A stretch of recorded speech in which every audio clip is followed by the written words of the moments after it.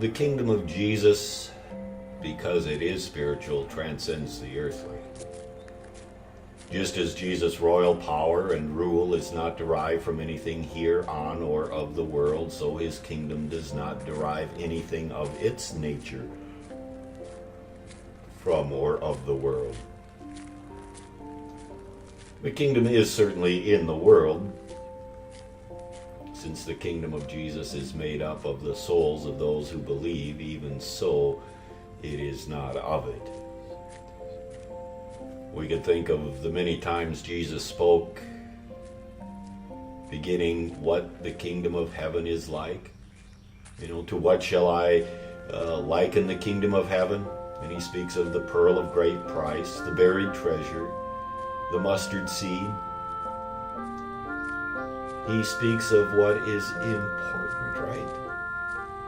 That the kingdom of heaven is something to be prized and treasured by us as of greater value than anything and everything else. The mustard tree Jesus speaks of is that in which the birds of the air gather and nest and find rest and shelter and shade and so forth.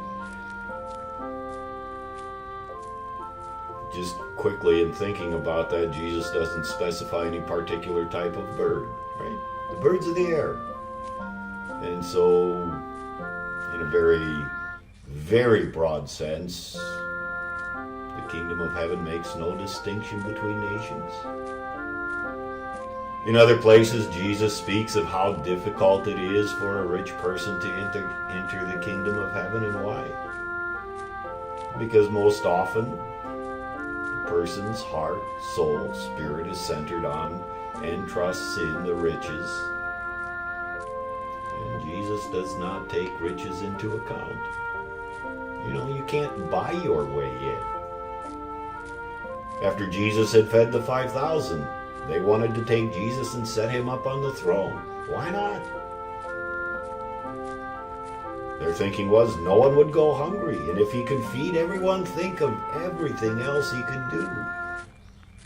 And what was it that Jesus did? He walked away up into a mountain by himself to pray. By that example, Jesus shows us that his kingdom is not of this world. Jesus wanted no part of that. In Matthew chapter 5, Jesus talks about not worrying about what you shall eat or wear, and says, "Seek ye first the kingdom of God and his righteousness." Again, these things, don't they clearly and simply say that his kingdom transcends earthly things?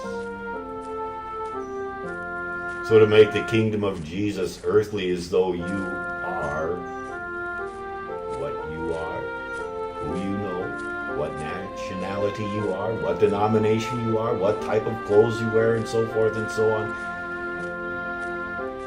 is to give a false image of what the kingdom of Jesus actually and truly is.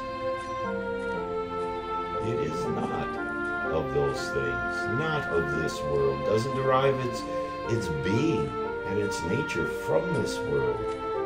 It is spiritual, and it transcends all things earthly.